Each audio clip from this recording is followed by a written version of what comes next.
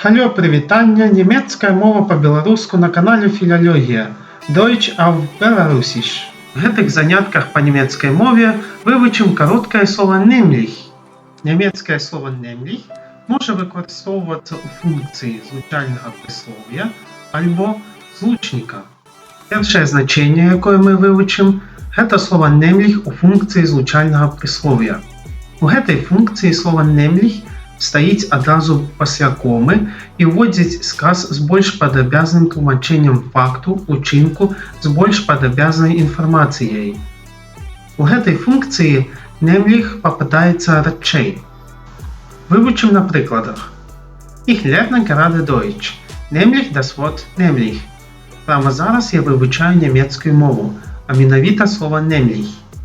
Olga spricht zwei Sprachen fließend, nämlich Deutsch und Belarusisch. Ольга размаўляе бегла на дзвюх мовах, а менавіта на нямецкай і беларускай. Ihr sollt auch niemand von euren Brüdern auf der Erde mit Vater anreden, denn nur einer ist euer Vater, nämlich der im Himmel. Ані айцом сабе не называйце нікога на зямлі, бо адзін айцец ваш, які ў небе.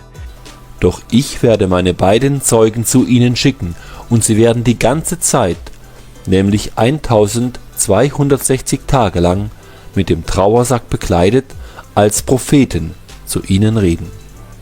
І я дам уладу маім двум сведкам, і будуць яны прарочыць 1260 дзён, адзетыя ў зрэбніцу.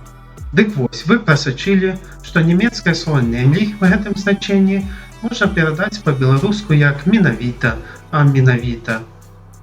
Таксама слова nämlich в гэтым значэнні можна замяніць па-нямецку und zwar, то бок можна сказаць замест nämlich und zwar. Паглядзіце на прыклады, калі ласка. Ich lerne gerade Deutsch, und zwar das Wort nämlich. Olga spricht zwei Sprachen fließend, und zwar Deutsch und Belarusisch. Nämlich як злучнік.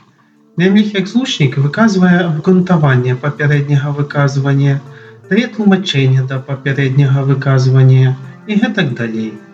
У функцыі злучніка nämlich в нямецкай мове пападаецца часцей і стаіць звычайна пасля дзеяслова альбо дапаўнення займенніка. Паглядзім на прыклады выкарыстання. Jetzt kann Emanuel kein Fußball spielen. Hat sich nämlich das Bein gebrochen. Зараз Эмануэль не можа гуляць у футбол. Ён зламаў ногу. Wir lernen Belarusisch. Wir möchten nämlich Belarus besuchen. Мы вывучаем беларускую мову, бо хацелі б наведаць Беларусь. Варта мець на ўвазе, што в некаторых кантэкстах слова nämlich можа так прямо і не перакладацца. Während er noch mit ihnen redete, war Rachel schon mit dem Kleinvieh ihres Vaters herangekommen. Sie war nämlich Hirtin. Яшчэ ён гаварыў з імі, як прыйшла Рахіль з дробным быдлам бацькі свайго, бо яна пасвіла. Immer wenn wir für euch beten, danken wir Gott, dem Vater unseres Herrn Jesus Christus. Wir haben nämlich von eurem Glauben an den Messias Jesus gehört und von eurer Liebe zu allen, die Gott geheiligt hat. Ласка вам і супакой ад Бога Айца нашага і Господа Ісуса Христа.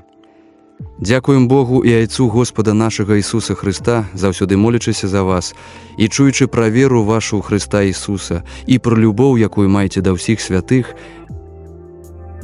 Дык вось, найбліжэйшы пераклад да злучніка nämlich па-беларуску бо, так што синонімы в нямецкай мове да nämlich у функцыі злучніка гэта словы weil, denn. Ну а цяпер канчатковыя вынікі. Значэнне першае. Прыблізны пераклад на беларускую мову, а менавіта функцыя, звычайнае прыслоўе, у сказе, пасля комы, нямецкія синонімы und zwar.